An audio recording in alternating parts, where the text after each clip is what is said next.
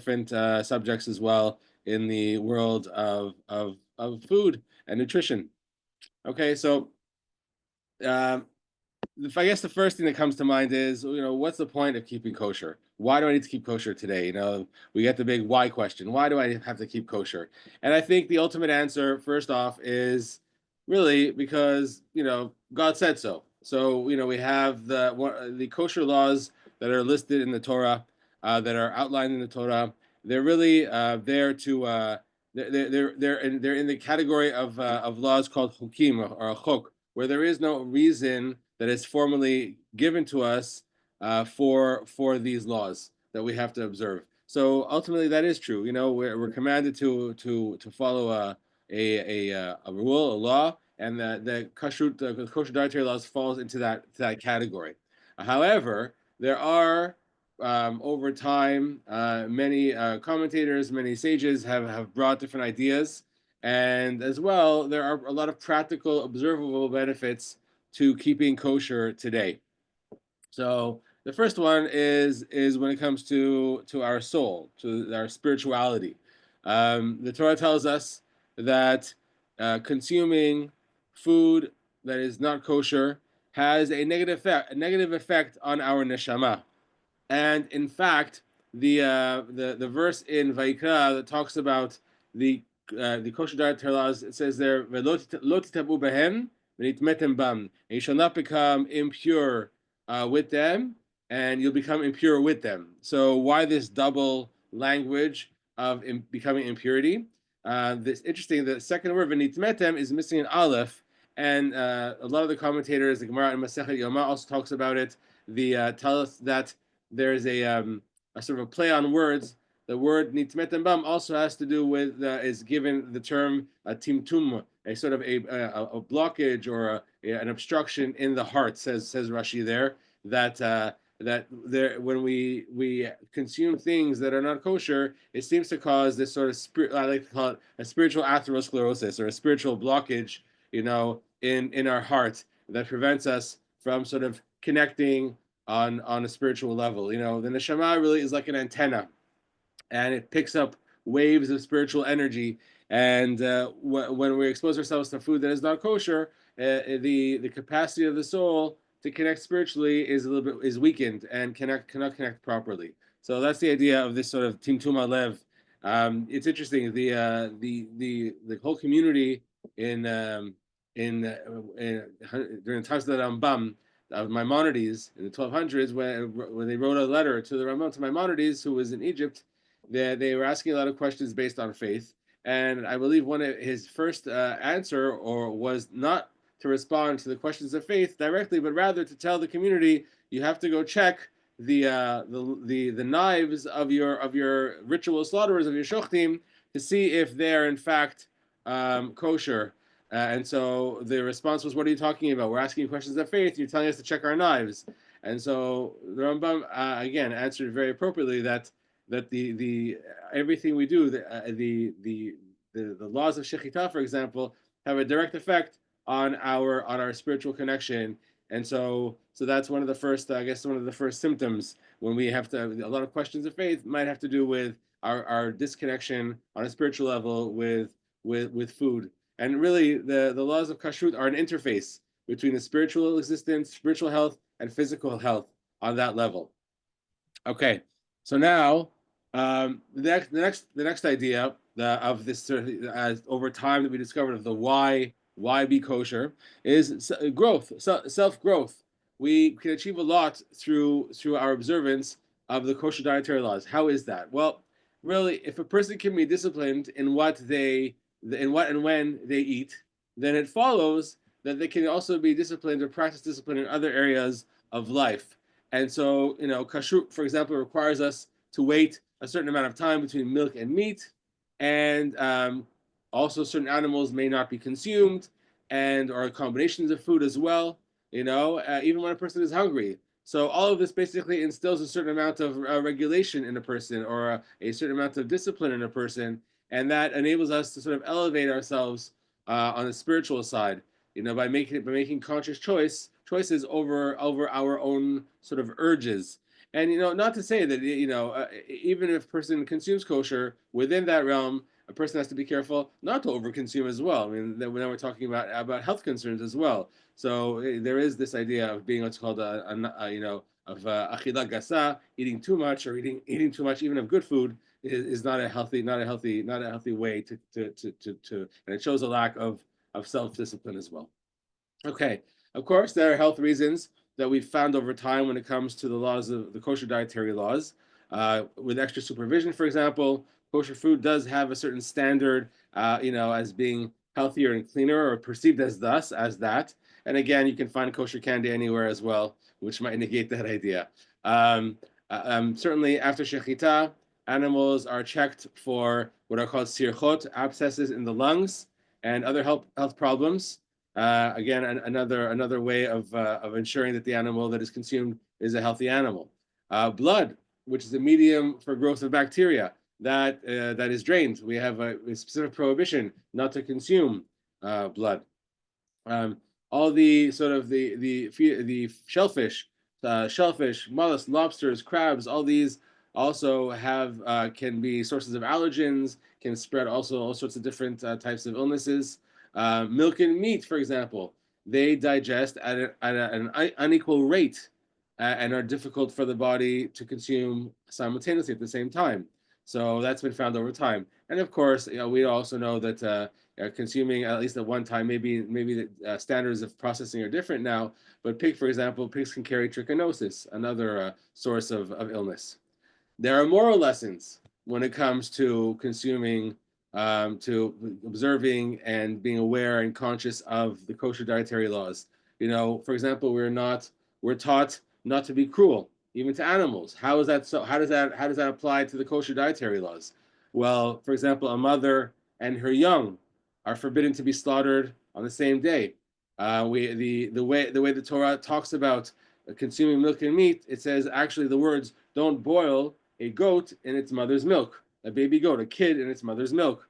Okay. We also have a very specific and strict prohibition not to remove the limb of an animal while it is still alive. Okay. Sometimes this is a common practice prior to refrigeration in hunting or that type of thing. Of course, when shechita is done, it must be done with the least possible pain, and we're also reminded not to be vicious by the prohibition to consume any birds of prey as well. So again, we have a lot of these moral lessons that are an indirect result of the observance of the kosher dietary laws. And finally, we have a tradition. The tradition, one of the keys to making a Jewish home is the observance of keeping kosher. I often tell people, people ask me, Rabbi, if I had to do in my home or in my family, what should I do? Well, there are three foundations to a Jewish home. Shabbat is one of them. Kosher dietary laws is the next one, and the laws of family spiritual purity as well. So those three foundations of a Jewish home are really what set the tone and build a spiritual base inside the home. Okay, very good. So that's the yeah, that's that. So when we're keeping kosher in a home, we also have an attachment to our heritage, an attachment to our traditions, to our Judaism, and the sacrifices that we might make become ingrained on our children's minds forever. For example, you go to a store and a child wants a candy, immediately, our question will be, is it kosher? No, it's not. Then they understand. We can't have it. It's not for us. It's not meant for us. And food also is the focus of a lot of social events. So keeping kosher provides us with some sort of an understanding that we can't always engage in all sorts of social events. Especially when it's surrounding food. Okay, and of course there's the spiritual, the bridge between the past and the future is the spiritual aroma of the kosher kitchen as well. So those are really the reasons, or the over time the understanding of the kosher dietary laws. And I say again, I'll repeat myself, that really at the beginning, like I said at the beginning, ultimately it's because the Kadosh Baruch Hu, the Bara Olam, the creator of the universe, gave us these laws, and we observe them like the King has ordered us to do. Now, this class today, we're going to talk about just an overview, general overview of the kosher world. and touching on different topics, and what we'll be sort of going into a deeper dive as we go through the coming weeks, please God. And then we're going to talk. I'm going to touch on one subject when it comes to actual nutrition and diet or healthy eating, which I think is also a foundation for any type of food or consumption or nutrition in your life. Okay, so what does the word kasher mean? A lot of people know what the word kasher means or kosher. Kosher is generally translated as fit or appropriate. Okay, so it's the mandate of the Torah that guides us as to what and how we eat, and including only using kosher things, kosher meat and dairy separately. We're going to talk about that, and then we're going to get into the basics. For example, certain species of animals that are permitted. The keeping separate milk and meat, or the consumption should never be combined, along with separate utensils. Meat has to come from animals that are slaughtered in a specific and painless manner, and that's called shechita. Fruits, vegetables, and grains, are basically kosher, but there are some conditions to that which are just as important as all the other kosher laws.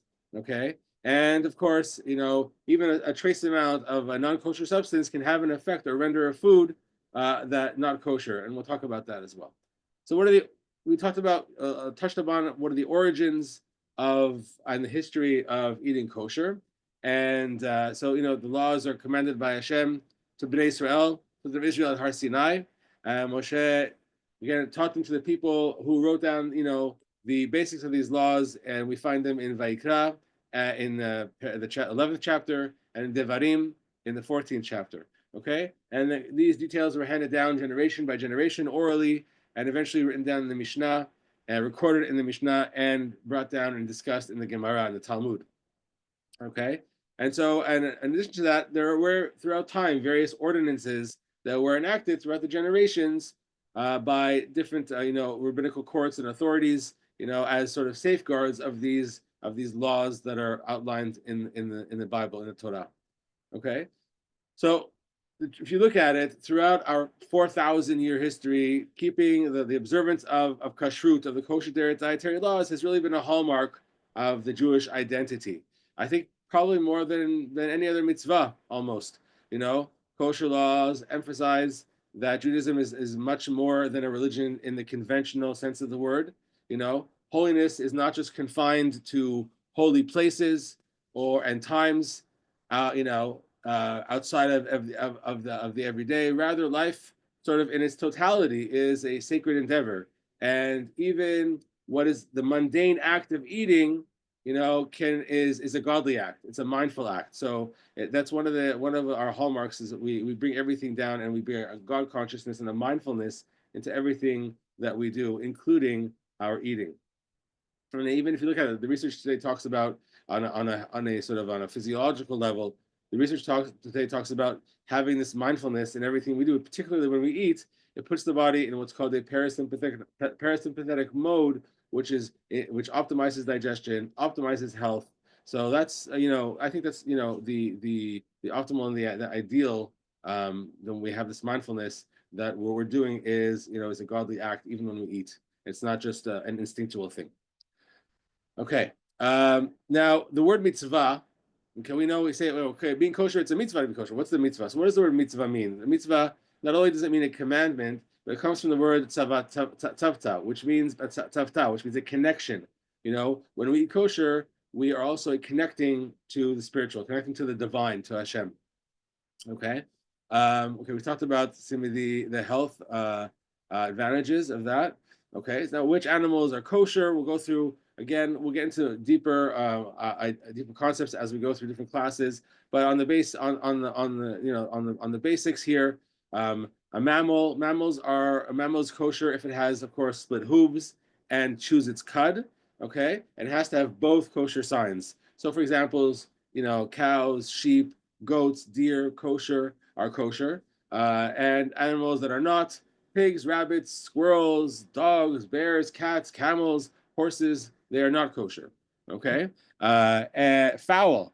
The Torah tells us, lists 24 non-kosher species of birds, and most of them are predatory and or scavenger birds. Okay. The example of kosher birds are domestic species of chickens, ducks, geese, turkeys, which are really native to North America more so, and pigeons. And then and it's interesting that there are some communities that do not consume eat turkey, even though it's considered a kosher animal because there was no tradition in back going back to previous communities in Europe of having consumed turkey. So some still do refrain from eating turkey, though it is considered a kosher bird. Okay, reptiles, amphibians, worms, and insects. So generally they're not kosher. However, there are four types of locusts that are. Now, unfortunately, most communities in the Jewish world have lost that tradition of consuming, of identifying which of the locusts or grasshoppers are considered kosher. I know from my mother, may she rest in peace. She talked about that in Morocco, they knew the Chachamim knew which locusts or which grasshoppers were kosher, and there were certain times during her growing up in Morocco that they were told you can eat this one when it was available or whatever the case is, and yeah, and she said yeah they ate it. It was kosher animal, kosher species, I guess. Okay. Fish and seafood. Okay. A water creature is kosher only if it has fins and scales. Of course, the very common ones: salmon, tuna, pike, flounder, carp, herring, tilapia. These are all considered kosher. Any questions so far, by the way? No. Okay. Let's continue. Um, Other species of fish that are not kosher: catfish, sturgeon, swordfish, lobster, shellfish, crabs. The all water mammals are considered not kosher. We talked about. We're gonna eventually talk about more in depth about shechita, the slaughtering and butchering of kosher meat.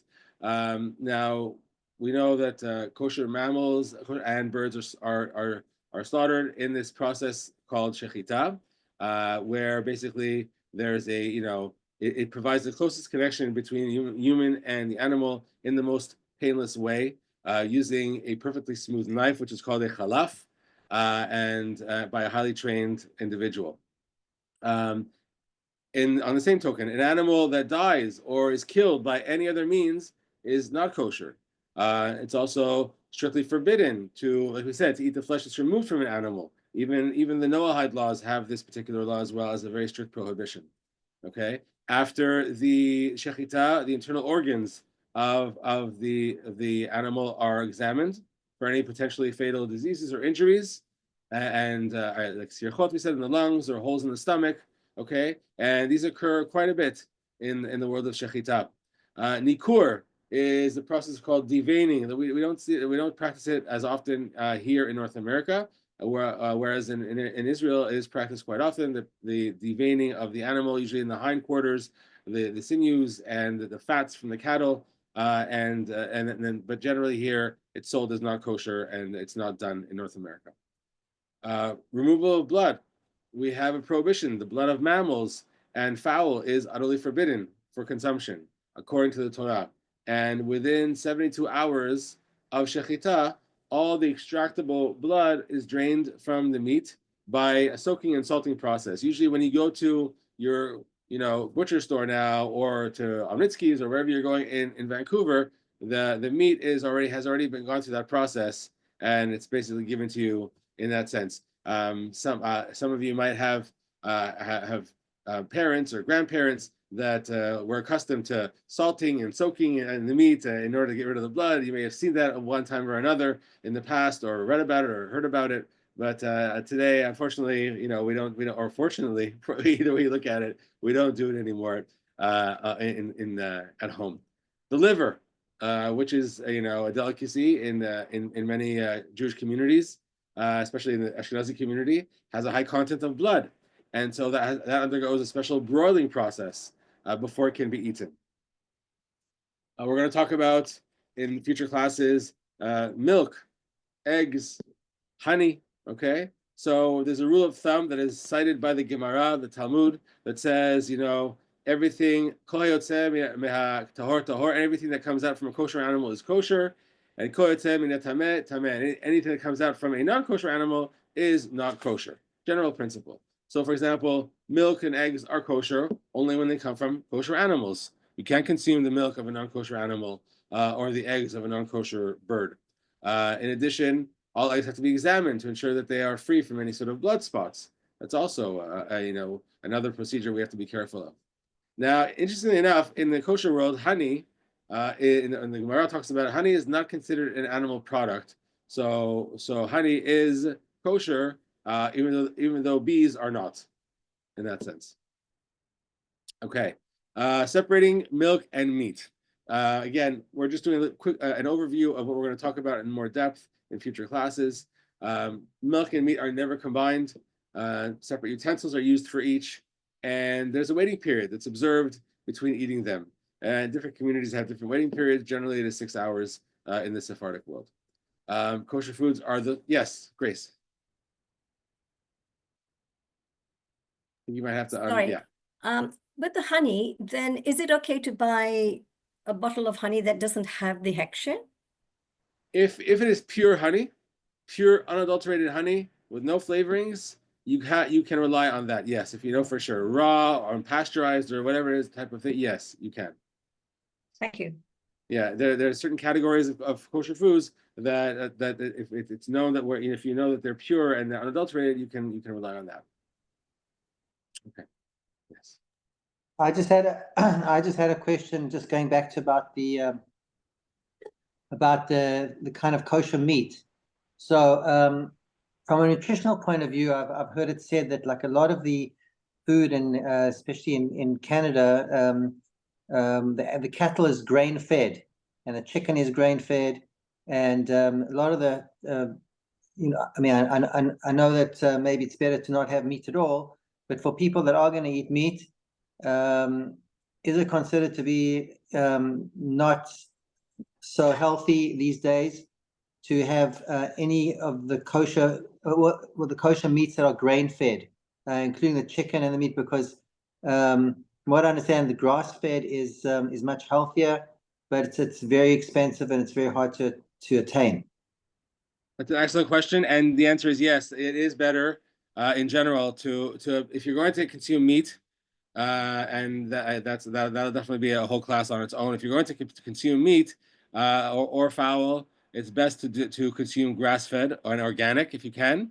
There is a company out of Montreal called Tiferes Organic Chicken that I'm pretty sure you can get in touch with them directly, and they'll probably ship out to Vancouver if you're looking for a good organic meats and chicken.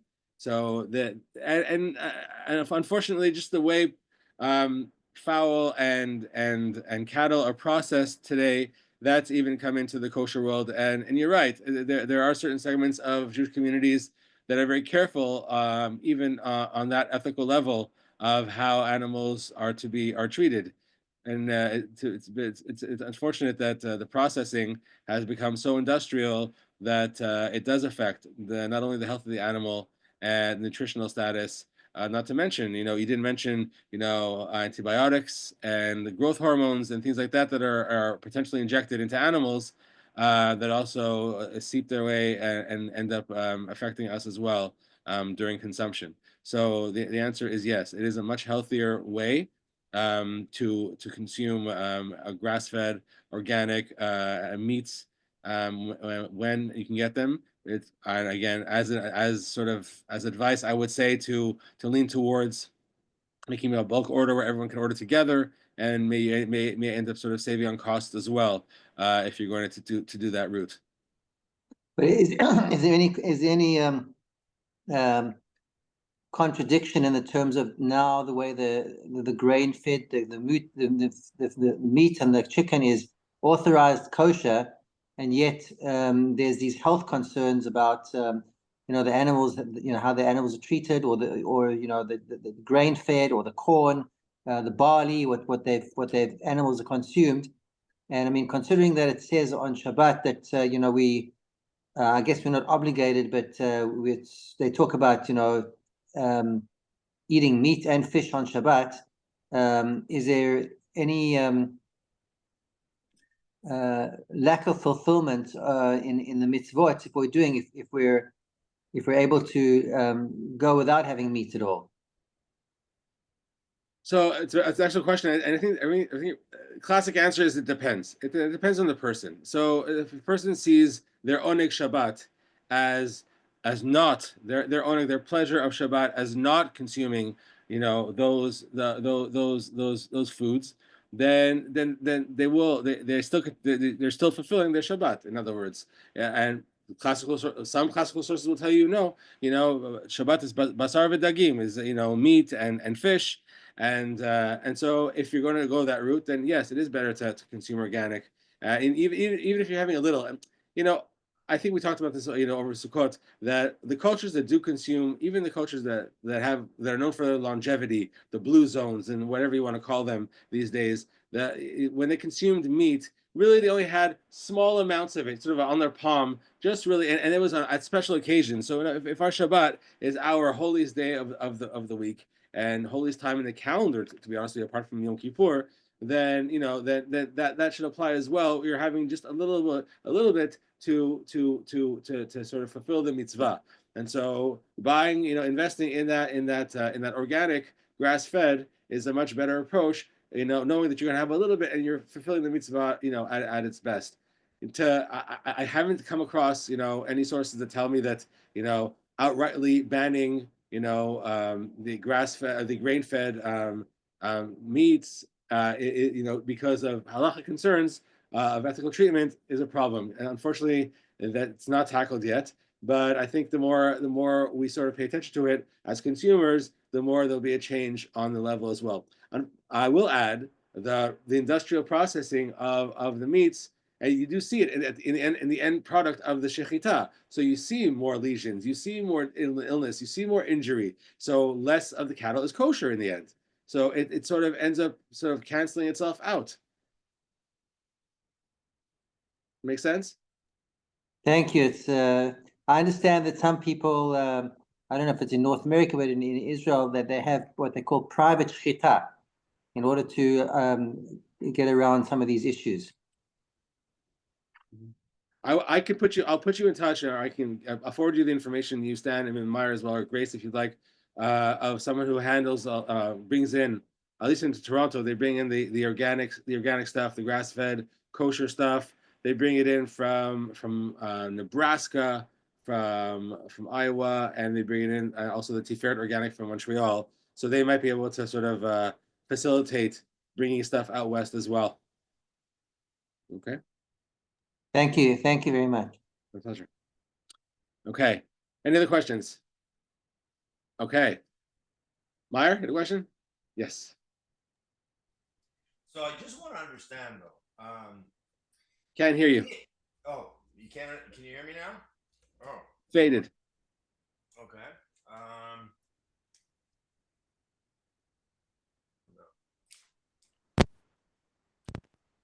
Now? No. Oh, hold on. Oh, there now?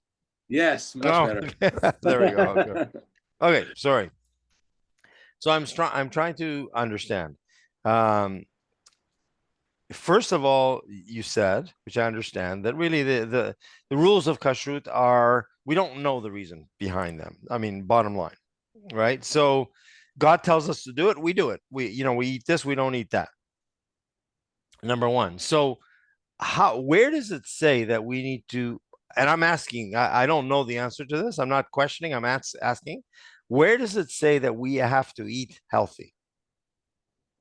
Ushmartem me'od et nafshotechem, and you shall very much preserve your souls, preserve yourselves. So that is the foundational verse in the Torah that gives us the mandate to be healthy. So to be healthy, but does it say that? So we just assume that means, it doesn't mean, it means exercise. It means, don't smoke. It means. So you're right. Over centuries and over time, that definition of what constitutes health has changed, no doubt about it. And the more research we do, and the more we develop those ideas and experiment and whatnot and trial, the more we understand what constitutes health and whatnot. You're right. What is healthy today definitely 150 years ago may not be healthy, may not have been healthy, or Mhm. we didn't know what health was, as much as we do today on that level. And Right. yet that verse sort of encompasses everything. You must do your utmost to preserve yourselves, to preserve, and the Torah the Torah tells us that the mitzvot are given to us v'chai b'hem, in order to live by them, not to die by them. So we Mhm. have these mitzvot and we have these mandates to live, to fulfill the mitzvot. Then there's our mandate to be healthy. So if this law, if we understand it to be that we need to eat healthy, then it begs the question, how are we certifying a lot of non-healthy kosher food? How are we able to do that? No doubt about it. No doubt about it. So within the world of kashrut, we have this sort of the category of foods that, okay, these foods are considered kosher, but are they necessarily healthy? No. So the question is, how are we still allowed to have it? Because it is a kosher food. This candy is considered kosher, for example, though it's super high in sugar or super high in fat or whatever it is, and it's not a healthy food. Yet it's there. So it's almost like the caveat emptor, buyer beware. How are you going to handle this product, this treat or whatever it is you're having? It's really up to the individual. You either want to sort of have 10 bags of chips or a couple of chips to satisfy type of thing. Okay, so the issue I have is that, you see, if you say that kasher, we don't know why it is, it's God's command, that's it, then you follow that rule, then that I can understand. But once you add a health issue to it, then once you could show that kosher food is not necessarily healthy, then we got an issue. Then don't you have a problem? No doubt. Why not? Once you've identified a reason to keep kosher being health, then once it becomes not healthy, then it becomes more easier to say, I'm not going to keep kosher anymore because it's really not healthy. Fair, and again, that's why I introduced the whole class with the idea of God said so, and so that's the main idea that we have to sort of stick to. All these benefits and all these reasons that we know that have been sort of transmitted or have been mentioned over generations and centuries and thousands of years are observations at best. I would say observations of, oh, there's this benefit we've noticed, or this benefit we've noticed, or that type of thing. So yeah, definitely. Ultimately, we do go back to it's a law. That's it. Yeah. Thank you. Okay. Welcome. Okay. That was okay. So separating milk and meat. We'll talk about that in much more depth in future classes. We talked about parv. Dairy, of course, includes the milk of any kosher animal and milk products as well. And I'll mention now, as I said before, when it comes to dairy, as we get older, this is a sort of nutritional point I'm adding. As we get older, we do lose somewhat of the ability to properly digest dairy. So it does affect us on a different level. So that's something to be aware of when it comes to nutrition. Parv, neither meat nor dairy. Interestingly enough, eggs are considered parv, as are all fruits, vegetables, and grains as well. What else? Okay, so that's that. Now, produce. We said before that fruits, vegetables, and grains are always considered kosher. However, it's very important that they must be free of any infestation or insects. Okay. And again, we'll get into much more depth when we talk about vegetables and checking and whatnot. So the amount of infestation you might find in a regular salad could be add up, in the world of prohibitions, way worse than having a cheeseburger. Okay, when you're just trying to have that healthy salad, can be full of bugs if it's not checked properly. Something to be aware of. Produce that's grown in the land of Israel also has special sort of requirements. Depending, tithes have to be separated from produce before they can be eaten.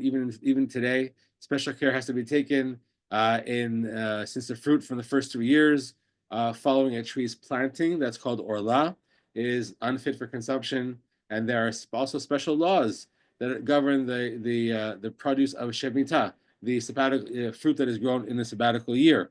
Okay. So you have to be careful with that. Any fruits that come from. We just passed a sabbatical Shemitah year not too long ago, and you have to be careful with foods that are coming from Israel if they haven't been handled properly during the Shemitah year. Oh, when it's not a Shemitah year, it's definitely something to be proud of to enjoy fruits of Eretz Israel, to make sure that also they were tithed properly. We're going to talk about eventually the whole concept of what is called Jewish milk, or Chalav Yisrael. Okay, the kosher laws stipulate that all dairy products should be what are called Chalav Yisrael. In other words, there has to be some sort of a Jewish involvement, a Torah observant Jewish involvement during the milking of the process. We want to make sure that the milk is not adulterated with any other non-kosher milk. It is still the practice, even in some communities in North America, milking communities, where they'll add milk from non-kosher animals, thinking it has a sort of preservative effect to the regular milk. I know this is common in Amish circles, from what I understand. Certainly in our North America, in the West, including Canada and the US, it is illegal to market milk from non-kosher animals as milk, the word milk. So it's really just strictly for the category of cow's milk. And so there are some halachic authorities that permit using non-Chalav Yisrael milk in places where you can't obtain Chalav Yisrael. So that sort of dispensation is there. And they rely on the government inspection that the milk that is brought to us is cow's milk. Others, however, in the world of halacha, point out that in addition to the technical reasons of the law of making sure that the milk is not adulterated with non-kosher milk, there is a spiritual reason for the involvement of Jewish involvement in this process of milking. Okay, any questions? I just wanted to know, I've heard of Sephardic sources say that Chalav Yisrael milk amongst the Sephardim consider it, or at least one Sephardic rabbi that I asked, considered that it's not necessary for us to consume Chalav Yisrael milk because the process, the way it's done today, is very thorough, and we don't have to be concerned about having Chalav Yisrael milk. That's the one question. The other thing I wanted to ask is I've read from nutritional books that say that in North America, the kind of dairy milk we get from the kind of cows they have, I think they call them casein A or so, are not supposed to be considered healthy, and you need to get milk from either other sources like casein B cows, or cows that they have from certain European countries like Switzerland. So is it considered, like, for our children that are consuming dairy milk, to be considered to be like they're not healthy? And the final thing that I was once told, question was that by a Hasidic source, they said that not having Chalav Yisrael milk, could have an impact on your neshama, like not and the education and so on, the learning and so on of the. So just some ideas I wanted to get your thoughts on. Nice ideas. Okay, so I'd like to, on the first point with the Sephardic source you mentioned, I'd like to see where that source comes from. I'd be interested in understanding that in the Sephardic world we don't rely on Chalav Yisrael. I know that, for example, Chacham Ovadia is very particular about Chalav Yisrael and its consumption, and certainly the Ben Ish Chai, certainly Kaf HaChaim, certainly a lot of the major halachic authorities in the Sephardic world were very particular about Chalav Yisrael. So that's an interesting point. I'd like to see where that's from. Dairy in general, yes. Dairy. I don't know the particulars about specific cows and different types of casein that come from which types of cows,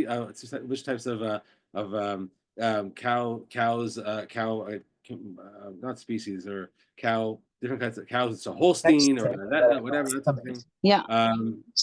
So I don't know the particulars. But certainly, in general, again, there's definitely a major difference between the milk that you would sort of get from a cow that's free range pasturing and not not in industrial processed and not injected with hormones and everything else. And then having it sort of at source type of rather than there's definitely a big difference as far as, well, from what I understand, as far as the health benefits that come with that. Certainly the probiotics and the other benefits that come in milk, organic milk, would definitely be present, if you lean towards that way. Now, children and having dairy products, I don't know how much of a sort of just again, I don't know how much the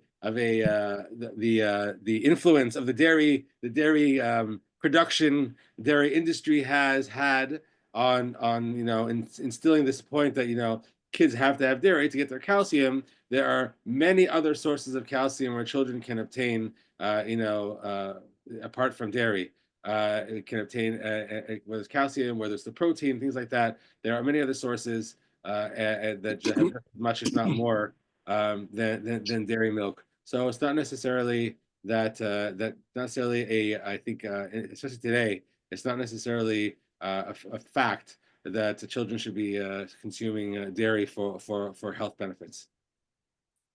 Just one last question to ask you is, like, the majority of dairy candies that are kosher are like say OUD, are not Chalav Israel. So does that mean that those are kosher, or we should not be consuming them? Again, it depends. My sort of, I guess, my advice and my general guideline when it comes to communities where Chalav Israel is not as obtainable is that they can rely on non-Chalav Israel products for if need be.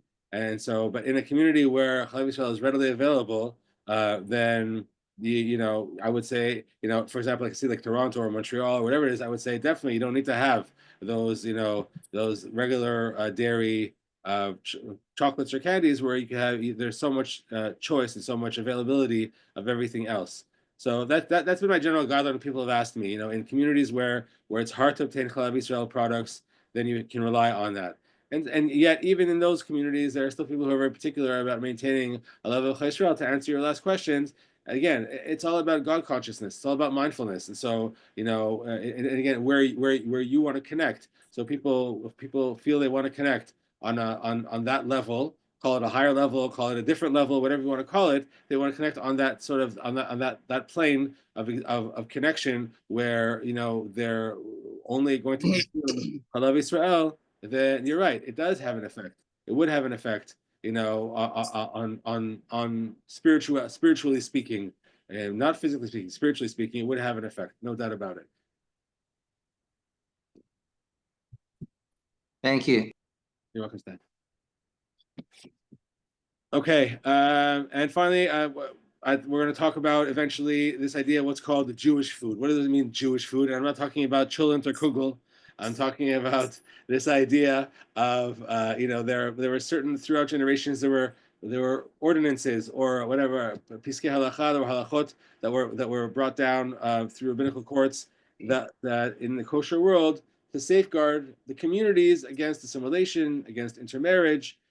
So, for example, Chachamim forbade the consumption of wine. Wine traditionally in non-Jewish circles also was used it for libation purpose or different ritual purposes, and so wine was prohibited to be consumed. Bread also, we'll talk about that, and this idea of what's called bishul Israel, Jewish cooking. So there is the prohibition of eating food that is cooked by a non-Jewish person applies only in the cases where, for example, it's a food that cannot be eaten raw. It's a food that is fit to be served at a king's table, things like that. And even foods that don't fall into these categories should only have kosher ingredients. That's it. Jewish bread, for example, Pat Israel. There's a prohibition about of eating bread that is baked by in the non-Jewish home, for example. So as not to sort of promote this idea of assimilation, intermarriage, this ordinance was brought down. It doesn't really apply to commercial bakeries that produce bread, but nonetheless, it is customary in a lot of communities to have some sort of Jewish involvement where, for example, the mashgiach turn on the oven, still considered, kosher or pat Israel, and in the Sephardic world, we are tend to be even more strict when it comes to the bishul, the laws of cooking, and the laws of pat Israel, where there's sort of an involvement of stirring the pot or putting the food on the pot or on the stove, After 6, you something like that, more than just turning on the oven. residents, yeah. And finally, we'll talk about Jewish wine that has to be sort of certified kosher. Wine was used in the Beit HaMikdash; it's a sacramental thing. It was used in the holy temple, and because wine was also used during pagan rituals, we're very careful to consume wine. So that is certified kosher to make sure that there was no intention for use other than just its consumption of wine, and not for any sort of ritual use that is outside of the Jewish realm. So that's sort of the overview of what we're going to cover, in the coming weeks. I wanted to share that with you. But we'll talk about, also separate dishes and how our kitchen, what we want to be careful of. I think, on an end note, before I get into one point of nutrition, on an end note, the Shlomo Melech says in Mishlei, in the book of Proverbs, know Hashem in all of your ways. And it says in Pirkei Avot, in the Ethics of the Sages, that all of your actions should be l'shem shamayim, for the sake of heaven. So we serve, we connect with Hashem not only through Torah, not only through prayer, through study, and the observance of mitzvot, but every act we do, even the most mundane, gives us a connection. It connects us to the divine. And so I leave that with sort of the thought going through for the next week is to start to think about the mindfulness that you have when you're eating, and the connection that you have, that you're not only are you feeding your body, but you're also feeding your soul when you're eating. And I think that's a very important connection to have in mind. And it definitely will help digestion overall, and it'll help the soul as well. So now one point. Sorry, Stan, question? You like when it comes to eating milk and then eating meat, is it sort of the standard practice to wait half an hour, like rinse out your mouth, and then if you're going to be having dairy and then you're going to have meat afterwards, you can do that? That's acceptable in terms of halachic standards to just rinse out your mouth and wait half an hour from milk to meat? So it depends what dairy you're consuming. If you're consuming an old aged cheese, you may have to wait as many hours as you have to wait after meat. So be aware of that.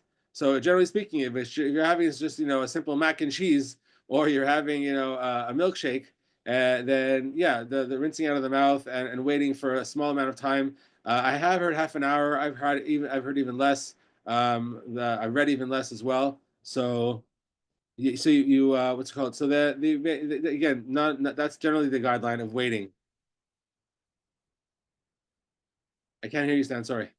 Has that got to do with the fact that the meat and the dairy should not be like mixing in the stomach, like during the like intestine during the digestive process?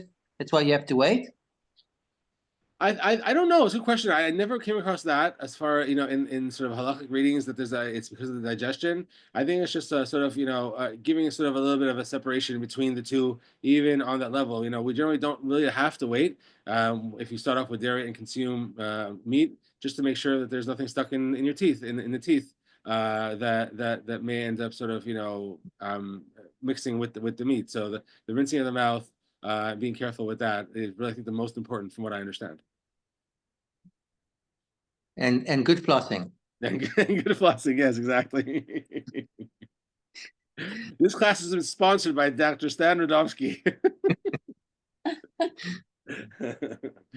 Okay, one of the foundations I want to talk about today, nutrition, is one of the most important things you can do for yourself, and it's one of the simplest things you can do for yourself and for your health, and that is, who can take a guess? Water. Water. H2O, water. So I think all of us take it for granted, but water is absolutely essential for life. And not only is it essential for life, it's essential for if you're on a weight loss journey like I've been in my life throughout my career. If you're, it's essential for weight loss as well and for keeping off weight as well.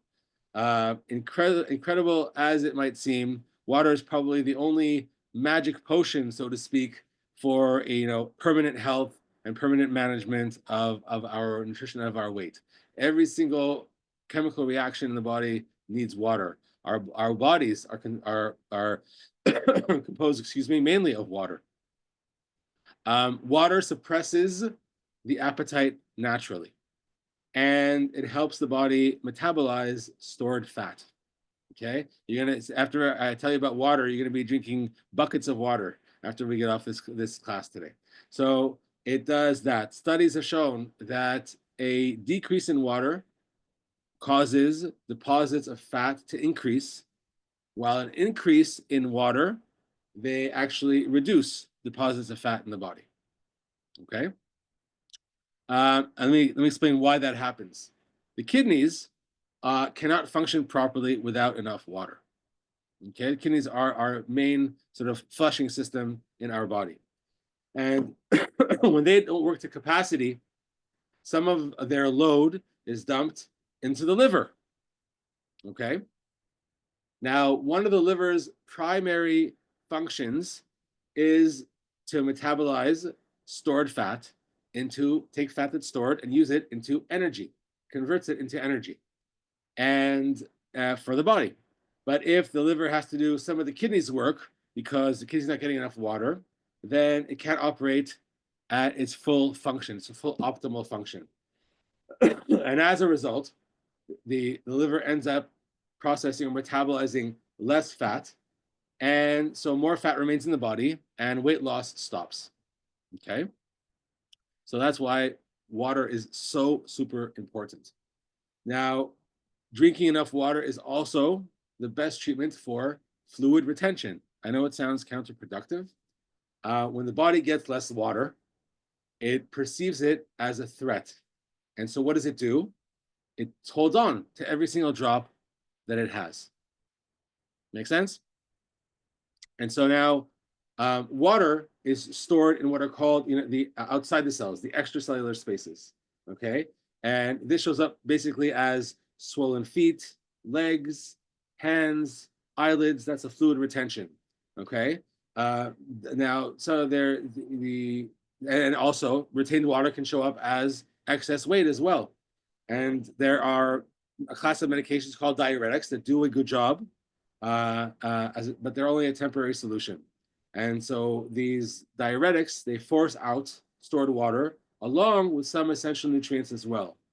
And again, when that happens, when we're taking these medications, if we're taking them for water retention, then the body perceives it as a threat and it's going to replace that lost water at the first opportunity. So again, that condition returns.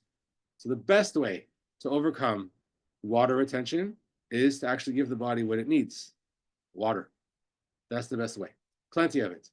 Only then is the stored water released, okay? And so if a person has a constant problem with water retention, then, that's also could be excess salt is also part of the diet. And the best way to get rid of excess salt is by drinking plenty of water, because the salt will get flushed out to the kidneys with the water that we consume, that we drink, okay? The larger frame we are, then the more metabolic load we have, and so we need to drink more water than thinner framed individuals. Okay. Water also helps us to maintain proper muscle tone. Okay. And gives the muscles natural ability to contract and prevents dehydration. It also prevents the sagging of the skin that happens when that follows when there's weight loss that occurs improperly. Okay, water leaves the cells in the skin healthier, clearer. It gives a resilient lust also to the skin as well, to the body. Okay, water can relieve constipation as well. The colon gives up a lot of water when the body doesn't get enough of it, and so that produces hard bowel movements. So you need sufficient fluids for function, and water is really the key here. Once I sort of discuss sort of amounts, then I'll talk about some sort of added hacks that you might want to do with water at certain times of the day as well to have an additional effect on the body. The question is, how much water is enough, right? We all hear 8 glasses of water, right? 8 glasses of water. What is that? 8 ounce glasses of water. An 8 ounce glass of water, type of thing. So it's about 2 liters a day, roughly. If a person is dealing with sort of weight management issues, then they want to drink an additional glass of water for every sort of 25 pounds of excess weight as well. Okay. And if you're exercising briskly, you want to drink even more water because your body's perspiring, getting rid of water. Okay. Water is best when preferably it's cold as well. It's absorbed more quickly than warm water, studies have shown. And some of the evidence suggests that drinking cold water can actually help to burn more calories. So the body now has to sort of warm it up, so to speak, and use it, that cold water. So you're actually burning a little bit more calories if you're having cold water. Okay. So, so one of the schedules I go by, for example, is in the morning, you want to sort of have about 1 liter of water over a 30-minute period. And then noontime, another liter of water over a 30-minute period. And then I say early evening. Some say evening. I say early evening because the closer you get to consuming water before going to sleep, then the more you're going to be up at night. So you want to sort of, especially as we get older, that happens. So we want to sort of, get in our 2 to 3 liters of water. I say 3 at least before 6, for example. So you've got the rest of the evening to get that water through your system. Okay. When the body does get the water that it needs, it's to function optimally, then it gets what's called a breakthrough point, and that means, for example, that the endocrine glands functioning are improved. That that means you're better able to handle different sugars in the body, things like that. Their fluid retention is relieved. More fat is used as fuel because now the liver can do its job because the kidney has what it needs. Okay. Natural thirst returns as well, right? And there's also a loss of hunger almost overnight. You lose the hunger because you're consuming so much water that usually when people, the first sign of when a person feels hungry, the first question I say to them is you need to ask yourself whether you're thirsty for water, not necessarily hungry, because that might be a sign of dehydration. Okay. Now, if a person stops drinking water, and it happens, we go through, periods where we're really conscious about drinking a lot of water, and then we stop, or we're drinking more coffee, which is a diuretic, and we're not, getting enough water. So if a person stops drinking water, then that throws the body fluid sort of again out of balance again, and you might get this sort of unexplained weight gain, this fluid retention, and the only way to remedy this again is to drink more water. So my takeaway today is to drink a lot of water. Now, at certain times of the day, you may want to add, particularly in the morning, a quarter to a half squeeze of fresh lemon into the water. Okay, and that helps to gently detoxify the liver, and also sort of gives. I know Stan talked about. We talked about over Sukkot that this alkalinity helps to sort of put the body more towards an alkaline type of state. The lemons do that. And so that's one of the recommendations I give to people in the morning, to start off with a sort of mild, gentle cleansing of the body with a little bit of lemon in the water in the morning, and then go about your business where you're praying, you're exercising, whatever you're doing. Have your liter of water over 30 minutes in the morning, and then continue the day in that sense. Any questions? So is it not considered to be healthy to consume warm water then, or hot water, or you can still do it, but it just doesn't absorb in the same way? Right. You can still consume warm water. I mean, we're not saying warm water is bad. We're just saying cold water is better. Cold water is has the effect of shows it may lead to more calorie burning. It gets absorbed better, type of thing. What else? Yeah.